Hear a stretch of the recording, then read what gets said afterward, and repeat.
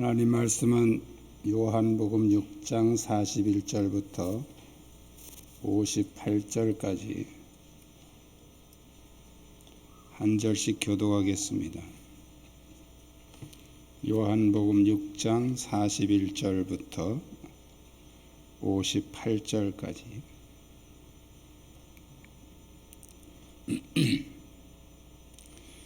자기가 하늘에서 내려온 떡이라 하심으로 유대인들이 예수에 대하여 수군거려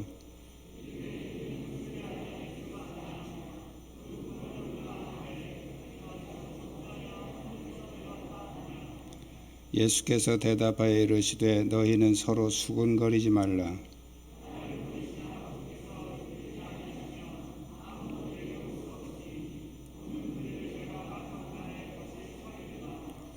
선지자의 글에 그들이 다 하나님의 가르치심을 받으리라 기록되었은즉 아버지께 듣고 배운 사람마다 내게로 오느니라.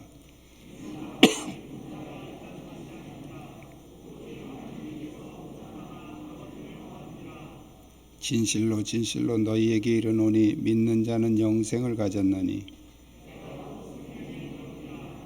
너희 조상들은 광야에서 만나를 먹었어도 죽었거니와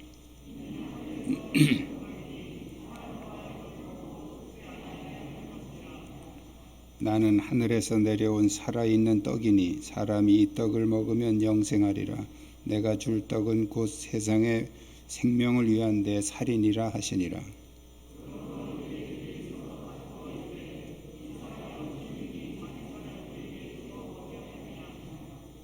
예수께서 이르시되 내가 진실로 진실로 너희에게 이르노니 인자의 살을 먹지 아니하고 인자의 피를 마시지 아니하면 너희 속에 생명이 없느니라.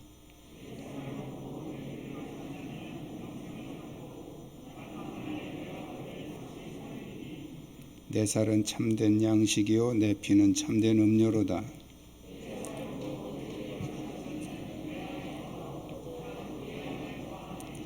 살아계신 아버지께서 나를 보내심에 내가 아버지로 말미암아 사는 것 같이 나를 먹는 그 사람도 나로 말미암아 살리라.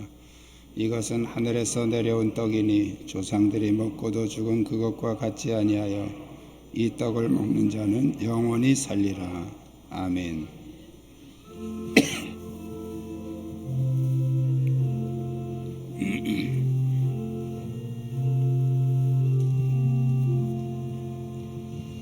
천사들의 노래가 하늘에서 들리니 산과들이 기뻐서 메아리 쳐울린다.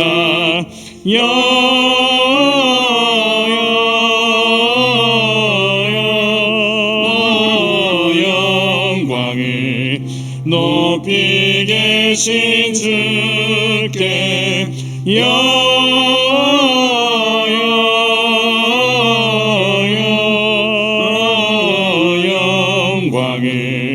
높이 계신 주님께 한밤중에 목자들 양떼들을 지킬 때 아름다운 노래가 청하게 들린다.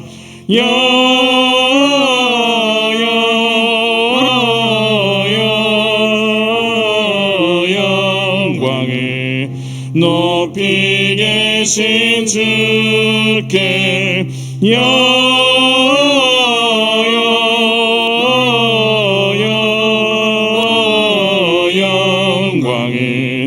높이 계신 주님께 베들레헴 달려가 나신 아기 예수께 꿇어 경배합시다. 탄생하신 아기께 영광을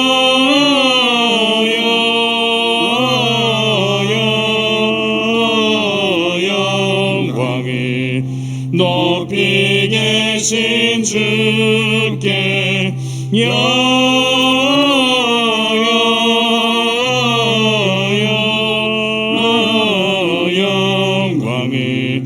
높이 계신 주님께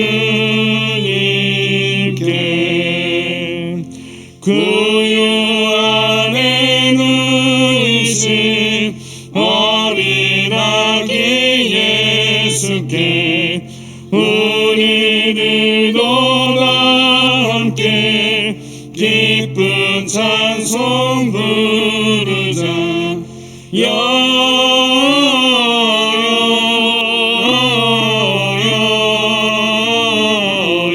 영광을 높이 계신 주께 영광을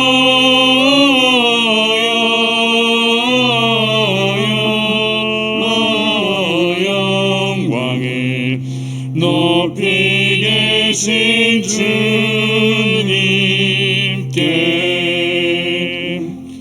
아멘.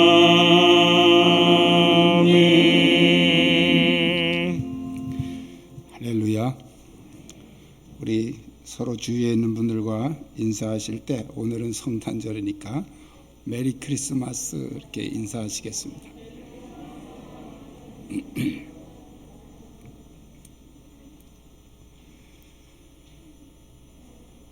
마태와 누가는 그리스도께서 성육신하신 역사적인 사실과 또 족보, 출생지, 시대적인 상황 이것을 통해서 역사적인 사실을 기록한 반면에 요한은 그리스도께서 누구시며 또 왜 사람들이 깨닫지 못하시는지 또 왜 그런 일들이 일어날 수밖에 없는지 성육신하신 영적 사실을 기록한 책입니다. 오늘 성탄절을 통해서 예수님이 왜 성육신하셨는지 그 신비한 비밀을 깨달으시기를 주님의 이름으로 축복합니다. 우리 한번 따라하겠습니다. 그리스도는 육안으로 볼 수 없습니다. 오늘 성경을 보면 유대인들은 예수는 알았지만 그리스도는 알지 못했습니다. 이는 요셉의 아들 예수가 아니냐, 그 부모를 우리가 아는데 제가 지금 어찌하여 하늘로서 내려왔다 하느냐. 이렇게 42절에 52절에 보면요, 이 사람이 어찌 능히 제사를 우리에게 주어 먹게 하겠느냐. 지금 이 사람들은 예수님의 그 육신적인 부분만 가지고서 예수님이 하신 말씀을 들으니까 도저히 이해가 안 되는 겁니다. 그래서 어찌 제사를 우리에게 주어 먹게 하겠느냐.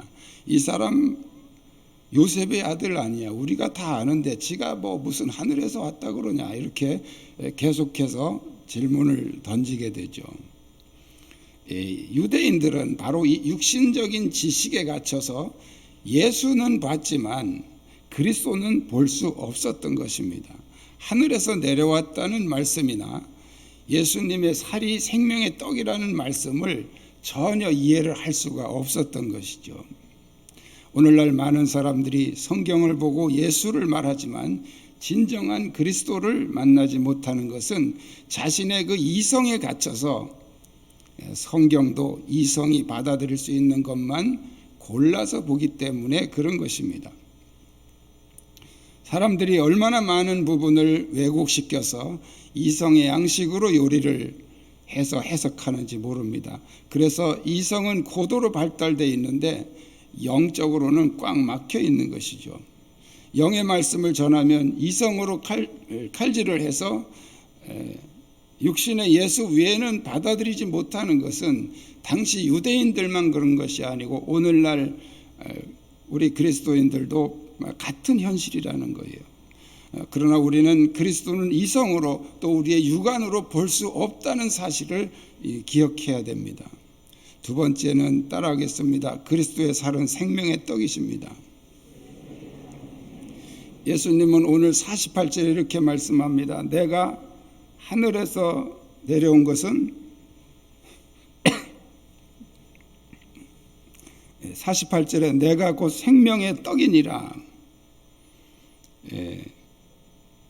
또 51절에서는 사람이 이 떡을 먹으면 영생하리라. 나의 줄 떡은 곧 세상의 생명을 위한 내 살이로라. 내가 생명의 떡이다. 그리고 내 살이 떡이다. 생명의 떡이다. 이렇게 말씀을 하셨죠. 자, 이것은 우리가 무슨 의미인가 해석을 할 필요가 없어요. 그냥 주님이 나에게 당신의 살을 주시니 감사합니다. 말씀대로 생명을 주시옵소서 하고 먹으면 됩니다. 유대인들이 받아들이지 못한 것은 이게 도대체 무슨 의미인가 이렇게 생각을 하니까 못 받아들이는 거죠. 이성으로 자꾸 해석을 하려고 그러면 걸림돌이 되는 것입니다. 구약은 그리스도가 오시기 전에 그림자, 예표라고 그럽니다. 예표, 그림자. 그래서 구약은 해석을 다 해야 돼요. 다윗에게 주신 언약이라든지 또 역사적인 인물들 이런 거를 전부 해석을 해야 됩니다. 이게 도대체 누구를 말하는 것이며 무엇을 말하는 것인지 해석을 해야 됩니다. 광야에서 새벽마다 내린 만나를 먹으면서 그들은 하나님 이게 무슨 의미입니까? 하고 물어봤어야 돼요. 그리고 해석을 했어야 됩니다. 그런데 그 음식의 이름을 만나라고 했어요. 만나라는 의미는 이게 뭐지? 그런 뜻이에요. 이게 뭐지? 그들은 이제 이 만나를 매일 먹으면서도 도대체 이게 뭐지? 하면서도 그 의미를 알지 못했습니다. 그들은 양의 피를 문에 칠한 것이며 또 홍해가 갈라진 것이며 반석이 갈라져 물이 나온 것이며 또 만나를 내리신 것, 이 다 의미가 있는 거예요. 이건 전부 다 해석을 해야 되는 것입니다. 그런데 그 의미를 몰랐습니다. 이처럼 구약은 다 의미가 있는 것이기 때문에 그 의미를 잘 알아야 됩니다. 그런데 신약은 그 의미가 현실로 나타난 것이기 때문에 의미를 따질 필요가 없습니다. 그냥 현실로 받아들이고 인정하면 됩니다. 그게 믿음이에요. 너희 조상들은 광야에서 만나를 먹었어도 죽었거니와 왜 죽었습니까? 만나는 그리스도가 아니고 그리스도를 보내주실 것이라는 의미였기 때문이죠. 그들이 먹은 것은 생명의 실체가 아닌 의미를 먹었기 때문에 죽은 것입니다. 이는 하늘에서 내려온 떡이니 사람으로 하여금 먹고 죽지 아니하게 하는 것이라. 51절에 이는 하늘에서 내려온 떡이니 그리스도를 말하는 거죠. 더 이상 의미가 아닌 생명의 실체이신 그리스도를 주어서 먹고 죽지 않게 하시겠다는 말씀입니다. 이것은 의미가 아니라 복음의 실체라고 하는 거예요. 예수님이 떡을 주시면서 제자들에게 이렇게 말씀하십니다. 이것은 너희 생명을 위한 내 살이니 받아 먹으라. 너희도 이를 행하여 나를 기념하라 하셨으니 우리는 그대로 행하면서 믿음으로 먹으면 생명을 얻는 것인 줄로 믿습니다. 예수님이 처녀 몸에 성령으로 잉태된 이 사실을 믿을 수 있다면 떡이 예수님의 살이 된다는 사실을 믿는 것은 아무것도 아니죠. 이 사실이 믿어지지 않는 것은 우리가 이성으로 자꾸 의미를 찾고 걸러내기 때문에 안 믿어지는 것입니다.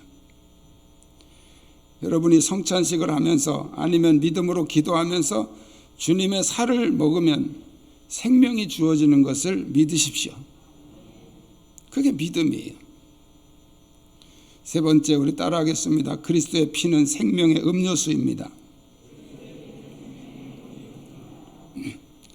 민수기에 보면 반석에 물이 나온 사건이 2번이 나옵니다.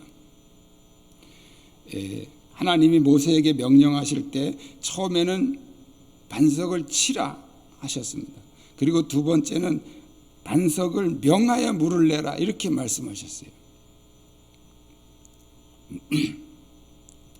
이것은 깊은 영적인 의미가 있는 것이기 때문에 모세는 무슨 의미인가 생각하고 행동을 했어야 됩니다. 첫 번째 반석을 치라 하신 것은 바로 그리스도의 몸이 십자가에서 깨뜨려져서 보혈이 나와서 인류가 구원받는다는 의미였던 것이죠. 두 번째 반석을 명하여 물을 내라 하신 것은 한 번 십자가에서 죽으신 예수는 다시 십자가에 죽으실 필요가 없이 믿음으로 명령만 하면 생명의 물인 보혈이 우리에게 주어진다는 의미입니다. 근데 이 의미를 모세가 몰랐죠. 그래서 두 번째도 반석을 두 번이나 친 겁니다. 모세는 의미를 몰랐기 때문에 그런 거죠. 하나님은 모세에게 진노하셨습니다. 고린도전서 10장에서 바울은 이 반석이 그리스도라고 증언하고 있습니다. 즉 반석은 구약이기 때문에 실체가 아니라 의미였던 것이죠. 모세는 이 의미를 몰라서 벌을 받은 것이죠. 그러나 예수님은 그 의미가 이제 현실로 실체로 오신 것입니다. 더 이상 우리가 예수님의 말씀을 가지고 의미를 따지고 이게 무엇을 의미하는 건지 자꾸 질문할 필요가 없는 것입니다. 그냥 말씀 그대로 받아들이면 되는 것이죠. 그래서 예수님은 인자의 피를 마시지 아니하면 너에게 생명이 없느니라 53절에요. 54절에 내 피를 마시는 자는 영생을 가졌고 마지막 날에 내가 그를 다시 살리리니 말씀하고 있습니다. 더 이상 예수는 의미가 아니라 사실로 오신 실체이기 때문에 그 실체를 우리가 믿음으로 먹고 마시면 사는 줄 믿으시길 축복합니다. 주님이 포도주를 제자들에게 주시면서 너희가 다 이것을 마시라. 이것은 너희를 위하여 흘리는 바 나의 피 곧 언약의 피니라. 이를 행하여 나를 기념하라 하셨으면 우리는 그대로 행하면서 믿음으로 마시면 예수 그리스도의 피가 우리 안에 사실로 들어와서 언약대로 우리에게 생명을 주시는 줄 믿습니다. 예수님이 왜 육체로 오셨을까? 왜 육신으로 오셨을까? 이 성육신의 신비를 우리에게 주시려고 오셨던 것입니다. 더 이상 이성에 갇혀서 실존적인 그리스도를 의미로 해석하지 마십시오. 믿음은 의미가 아니라 바라는 것들의 실상이라고 그랬습니다. 또 보이지 않는 것들의 증거인 줄 믿으시길 바랍니다. 여러분에게 이 믿음이 넘치시기를 축복합니다. 기도하겠습니다. 하나님은 우리가 성육신의 신비를 깨닫고 그 신비를 누리며 살기를 원하십니다.